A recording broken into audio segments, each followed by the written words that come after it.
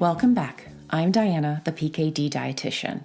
This is episode 21 and the third and final in your Ketogenic Therapy and PKD series.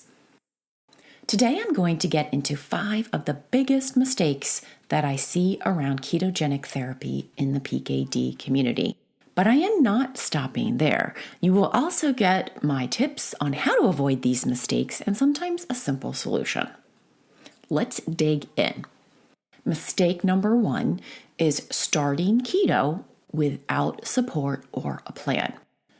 If you have listened to episode 20, the second in this series, you know just how important a plan and support are to success and safety with keto for PKD and the kidneys.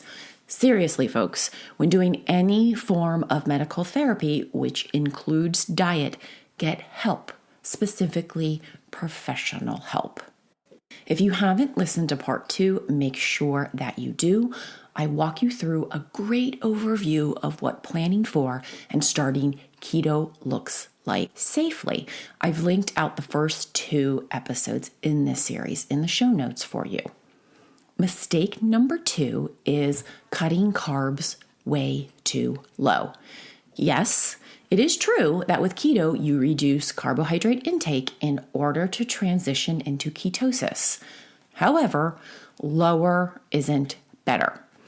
Over-restricting your carb sources greatly limits the variety of food and the nutrients you get. In over-restricting, you essentially take away most fruits and vegetables. It is all about balance.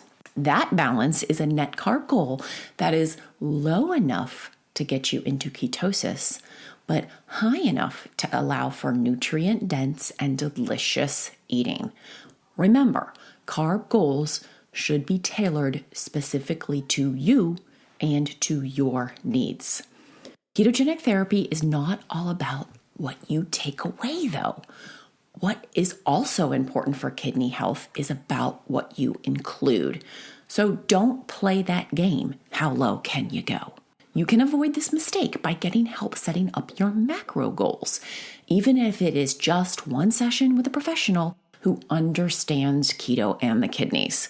This will absolutely give you a great and safe place to start. Reach out to me if you need help finding a provider or want my help.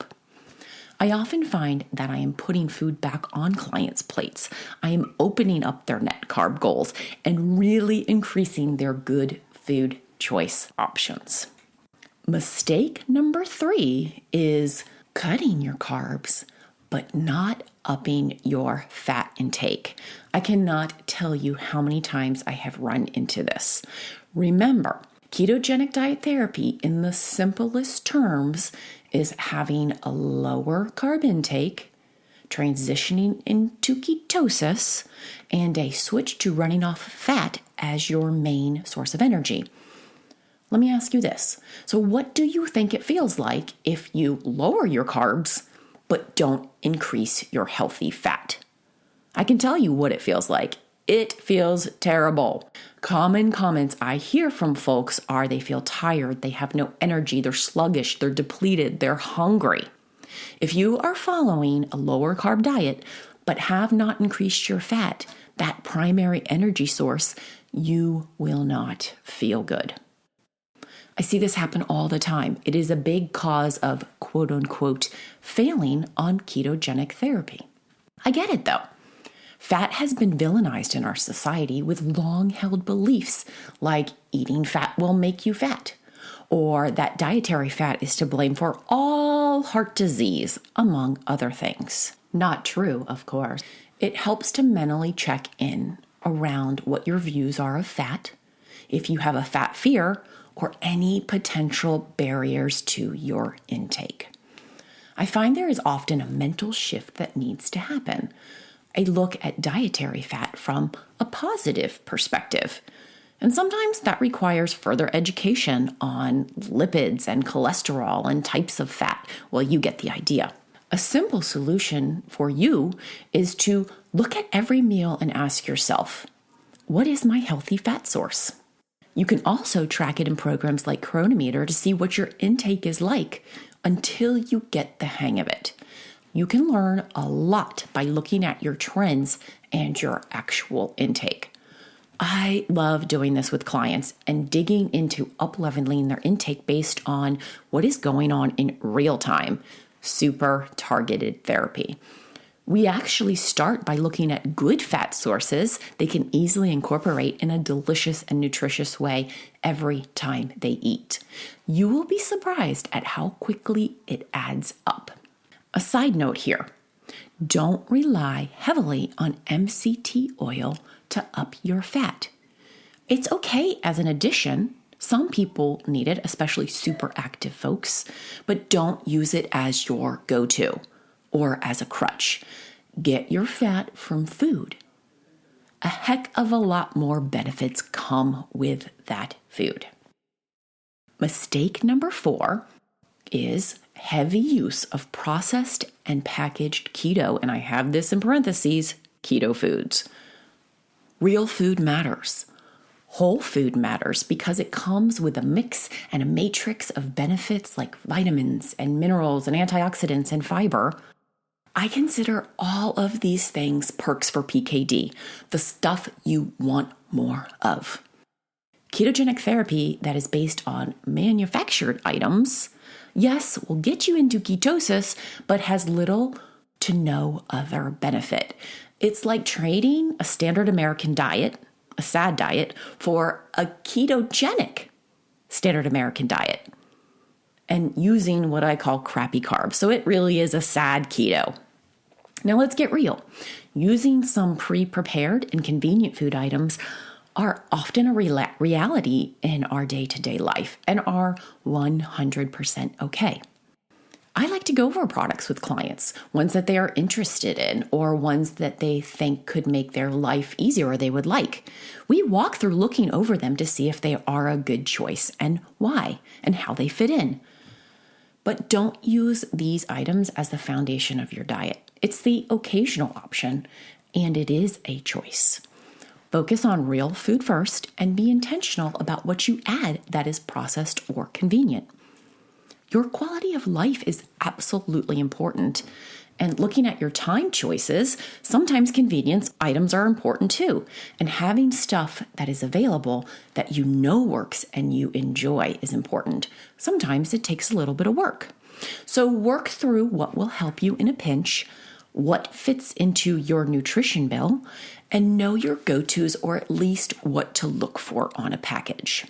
Sometimes that looks like pre-chopped veggies, fresh or frozen. I love those. Sometimes it's a pre-made dressing or even a bar or a bag of something. The 5th mistake and the biggest one I run to is having protein in excess.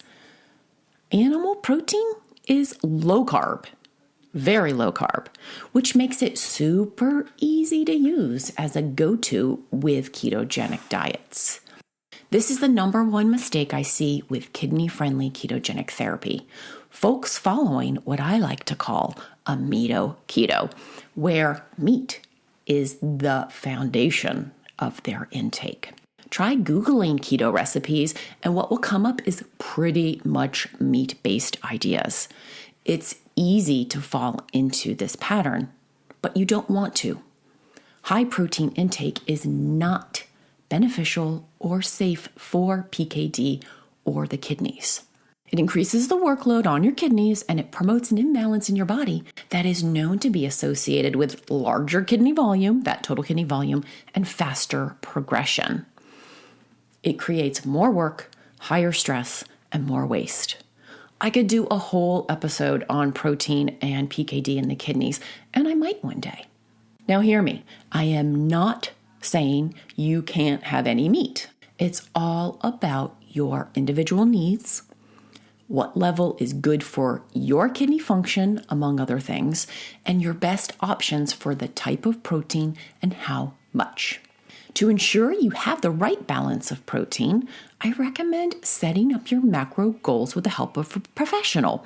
After that, look at how much you're actually consuming. I have clients who do this all the time. We look at how much are you actually eating? 99.9% of them are dramatically underestimating their intake. So they're eating way more than they thought. They are consuming much more protein. It is really eye-opening for them. After you have a good goal and you look at how much you're actually consuming, then get to work on what the best protein options are for you. And this really is a balance of what you like and your best options. It's important that you actually like what you're eating. Otherwise, there is no way you will succeed long-term. You gotta like your food.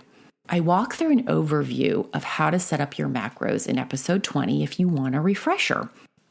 Always figure out your protein needs first and what a good daily range is for you, and then go into your other macronutrients, your carbs, and your fat.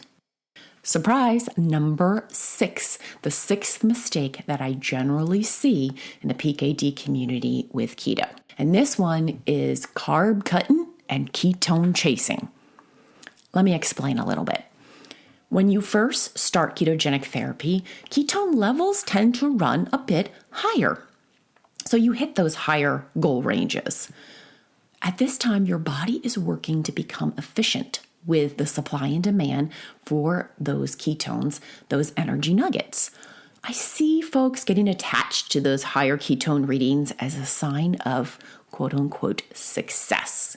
After following ketogenic therapy for a bit of time, say 6 to 8 weeks, your body is a well-trained keto energy making machine and is running in ketosis as its go-to. You will often hear this referred to as being fat adapted. When you are fat adapted, your ketone levels do trend down and then usually level out. Too many people see this happen with their numbers and view it as a bad thing. To try to hit those higher numbers they used to be getting, they start carb cutting and higher ketone chasing. This is no good. In doing this, variety is removed, good nutrition is removed, and there is zero benefit. In fact, I see this carb cutting and ketone chasing consistently leading to undernourishment, which is just as bad for your kidneys as overnourishment is. When working with clients in my 90-day ketogenic therapy for PKD program, I like to talk about this transition ahead of time so that they know that it is coming, and to even view that dip and leveling off in ketones as a success point in their program. We also focus on how it feels during this time to check in with the body, the benefits they are experiencing, like perhaps better sleep or sustained energy during the day, maybe reduced pain, to name a few that clients actually experience. It is good to not 100% rely on numbers. There you have it, my top mistakes, 5 of them, plus your bonus, that I see around PKD and ketogenic therapy. In summary, first mistake is starting without a plan or support. Second mistake is cutting carbs too low. Third, not increasing intake of healthy fat. Fourth is relying too heavily on keto products. Fifth is protein in excess, following a keto pattern. And then your bonus mistake is carb cutting and ketone chasing. If you are following and living a ketogenic lifestyle, let me know if any of these mistakes resonate with you. If you are considering keto, I hope you found this series super valuable. Please do reach out to me if you would like more information on working together or starting my ketogenic therapy for PKD program. You will get expert support and guidance from start to keto adapted and individualized ketogenic therapy for you. Until next time, I'm Diana, the PKD Dietitian, and I wish you health and happy eating.